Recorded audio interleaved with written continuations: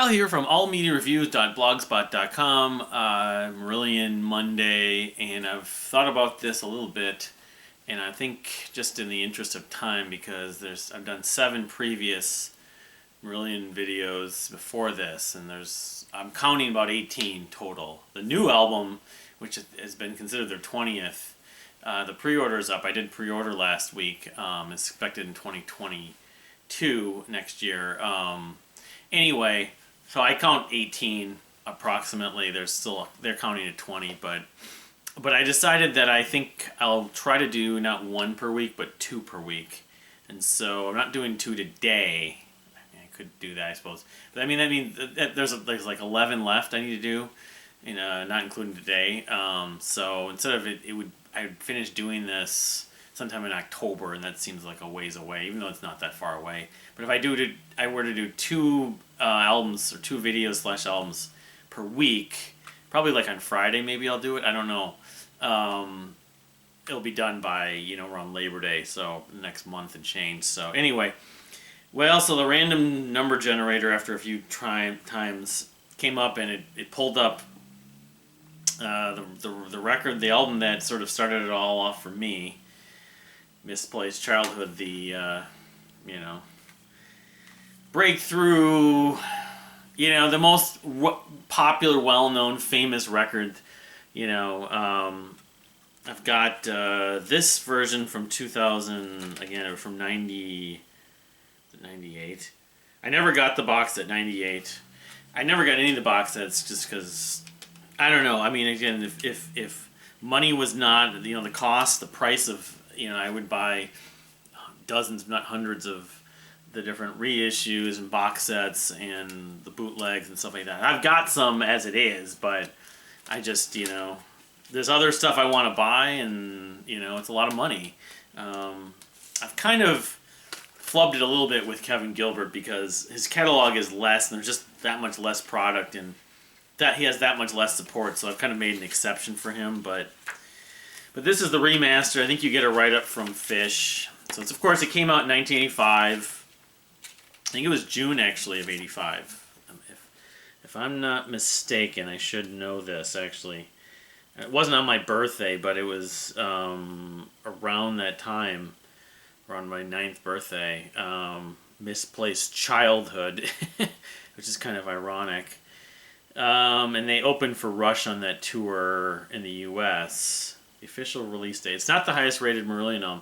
June 17th, so it's 3 days before it. So, the first thing I'll say about this, there's a couple big parts of this record. I mean, I discovered it in 1995, so almost 10 years to today. It was in May of 1995 I first bought this. I read the name, and yeah, this is a big write-up from Fish in here. But the third Marillion album, this was the one that was recommended to me. It talks about Mark Wilkinson and some other people. Of course, Mark Wilkinson did all the Fish era Marillion albums artwork. Right around the same time, Dream Theater's Images and Words. It was May of 95. And then I know some other names. At that point, I really was a Rush fan, and I was a Led Zeppelin fan, and I've gone over this ad nauseum, it seems like. And Pink Floyd. Some other music, I like, Jimi Hendrix, that kind of stuff. I did a radio show at the college I was at, University of Wisconsin River Falls, at the WRFW radio, and it was that spring of that year, and that was the only year I spent there, so I kind of associate being introduced to Marillion through the news groups on the Deja news groups on what was the early internet. I have my original copy somewhere around here. It's probably in that book, actually, which I should find.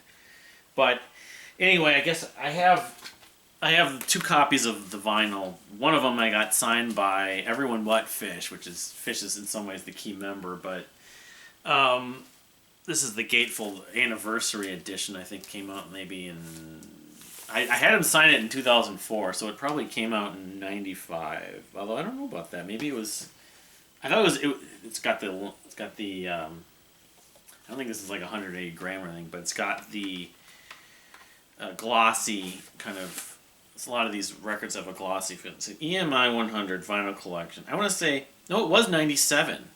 And so at that point, vinyl, God, I can't believe it came out that much, because vinyl was like a dead format sort of in the mid to late 90s. Well, I guess maybe not quite 97, but not that soon thereafter.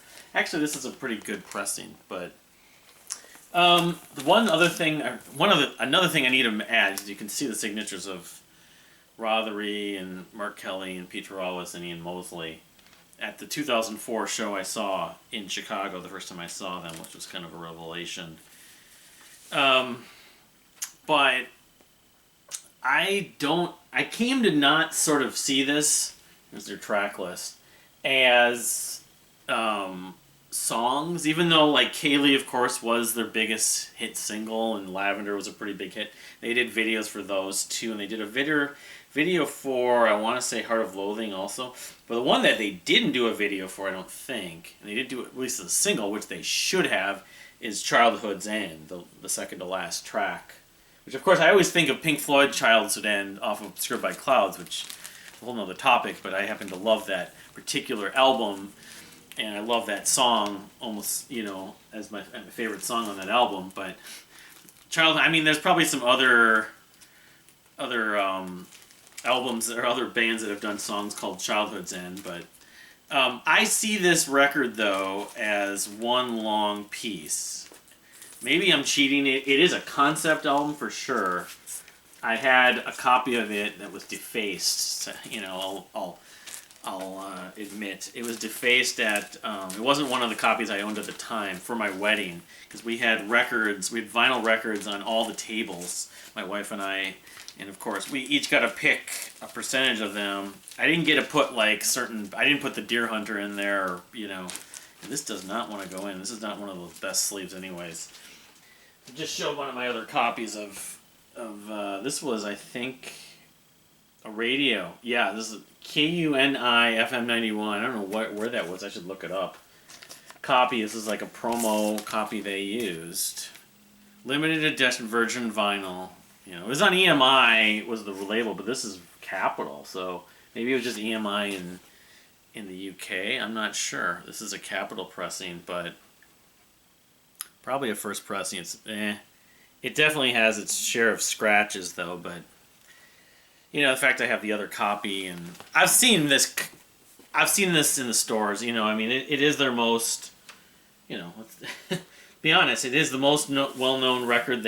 Most sales, and if you mention Marillion to anyone who would ever hear of them, they're gonna think of Misplaced Childhood and think of Kaylee more than anything else, sadly, and that probably will always be the case, but I see it as a suite. I just do. It's an hour or whatever it is. It's close to an hour long. I think it flows, and it is a concept album that ends up bringing different motifs back. That's the thing. You hear parts of, like Lavender and Bittersweet. They reprise the melody, not the vocal parts, but and then I want to say on Blind Curve, the Blind Curve Suite, I know there's like 2 or 3 reprises in this, but so I look at it as a suite. I mean, maybe I'm being a little unfair. I know at one point I didn't, and then I came to that conclusion maybe about 15 years, around the time I first saw them live. And now listening again today, I'm sort of like, yeah, it is a suite in a way, but the thing is there's 2 suites in here. So, I don't know if it's on the actual compact disc. No, it doesn't. But it's laid out actually on Spotify. The 2 suites, Bittersweet, not the Deer Hunters Bittersweet, of course. I don't even know if the Deer Hunters fans know about that. Which is Brief Encounter, which of course they had an EP known as Brief Encounter. But I don't think it has any connection to any of the songs on Misplaced Childhood, if I'm not mistaken. Which I'll show at some point. I'll show my Brief Encounter. But Lost Weekend, Blue Angel, Misplaced Rendezvous, and Windstep Thumb. And then Blind Curve, which is later Vocal Under a Blood Fight, Passing Strangers, Milo, Perimeter Walk, and Threshold. I also remember the last track, White Feather. Well, I've never hated it. I remember on the Marillion Freaks email list I joined in the late 90s and early 2000s, people were writing like in songs they skip, I think it was, and that song showed up constantly on a lot of people's messages, and I didn't really understand exactly why. And that was like still relatively early on when I was into the band. I was like, it's just the end of the album. I don't even think about it in that sense. I mean, it does. The ending of Childhood's End, I've always kind of felt though. It's a little bit like Brave with the end of The Great Escape. The album could end with Childhood's End, but Childhood's End is very uplifting though, as opposed to The Great Escape, not so much. But it still doesn't hurt the album, but I can sort of understand why people put that as like a skippable track. Some people, like Dream Theater fans, skip Space Divest. They don't think it fits with that record either. But just to go on about the record, I mean, yeah, it's like they had the two albums before it. The debut album's Good for Jester's Tear and Fugazi, and they were, for lack of a better way to put it, finding some of their sound, their songwriting chops, and for trying to be more than just a band that was sort of wearing some of their influences on their sleeve. Now you had Fish, Derek Dick, which always has made Marillion, no matter what else you think about their music, distinct, because he's a very distinct singer. Although I used to think he sounded like Jeff Tate of Queensrÿche. I used to almost get the two mixed up to an extent. But yeah, I mean, just the lyrics alone. I had the passages I was looking up. I was reading them while I was listening to this, and I don't have them pulled up now, unfortunately. But let's see here. Yeah, here's some of them. Just, what the concept is about. I mean, I've always been about more music, but Fish, the way he sings, it's almost impossible not to be curious about some of the lyrics. But some of them I've just sort of let go through me and just not worry about what he says. I do think the first three tracks, the Pseudo Silk Kimono like a Japanese kimono, Kaylee and Lavender, sort of, they kind of set the stage for the record. But the flow isn't quite as good after that, from Lavender to Bittersweet, but I still think as a whole it still flows well enough to consider this like one long suite of Misplaced Childhood. I think Rothery really shines on a lot of this. The sort of his tone, especially. I mean, Blind Curve, Lords of the Backstage, Heart of the Lothian, those, and Bittersweet. I think when I think of this record, it doesn't go on too long, but there's enough meat within that whole section that I don't know, and I have just a lot of nostalgia. I almost get tears listening to this. Not to the same point I do with Brave, but it just sort of has that sort of oomph, like this brings me back. It has a very 80s sort of tale to it, although some of it is almost overtly British, but some of it's not, like fairy tale book. I mean, it is about a child, or a guy maybe, who's looking back at a previous, like when he was a child, he had a thing for a girl, and an encounter that he didn't actually get to have. But part of his childhood was sort of escaped or taken away from him, as he says in the lyrics.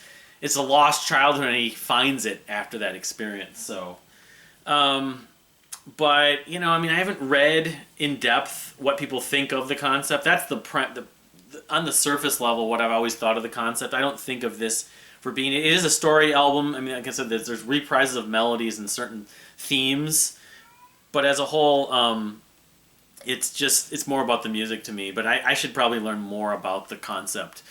Maybe I'll follow up, and if I do some reading, I'll have to do that. Maybe by the end, when I do this whole Marillion series of videos, I'll have to just follow up, say, maybe we'll do a series on Marillion concept albums. There's a lot of them, but that might be that would be a plan to possibly do. So, anyway, I'm not telling where I'm ranking it, but it's always been one of my favorites. And again, I have a huge sentimental. I was 18 years old when I first heard this. A huge amount of sentimental value to this record. Even though I think I look at it a little bit like Close to the Edge, in that it's sort of everyone's go-to, and it's almost over-mentioned. And why I first loved it initially, and it was almost my go-to initially, I've kind of put it aside. So, and I mean, I've heard it so many times. It's been a long time since I listened to it as a whole, as I did today. But it still kind of hasn't, it's held up. Even though it sounds very 80s-ish, it holds up. And I mean, their sound changed on this from this record not that long after, especially after Fish left. But it's a masterwork. At the same time, it was their third record. So I mean, not that it was they've been a band for like 4 or 5 years at this point, 6 years. They would go on to do some great work afterwards, of course, but I can't like discount or I can't devalue the importance of this record to myself in their whole catalog and their canon and how it holds up. I'd love to see them do the whole thing with Hogarth. I don't know if they ever have. They've done a lot of it with Hogarth. I know Hogarth has always been sort of gun-shy about some of the Fish music, but I mean, see him do it with Fish, that would be the ultimate. But and they, of course, there are live recordings, and Thieving Magpie, I believe, does the full version has it all, but one of those does. Anyway, so Marillion fans, where do you put this in the canon of their catalog? Most people put it in the top 5, unless they're not a Fish fan, as much of a Fish fan. Anyway, yeah, I also could mention this This is the '98 remaster, 90 or 90, yeah, has some other tracks that end up like Freaks, Lady Nina, an alternate mix of Kaylee, Lavender Blue, which was like a demo for Lavender, I'm guessing, and Heart of Loathing, and it has a lot of other stuff, a lot of other demos, which I didn't listen to all those today, but anyway, Marillion Misplaced Childhood, yeah, I'll be doing another Marillion album later this week just to get the ball rolling and to sort of escalate this whole project. But again, what's your take on it? Love to hear from you. Please comment and subscribe, and we'll see you next time.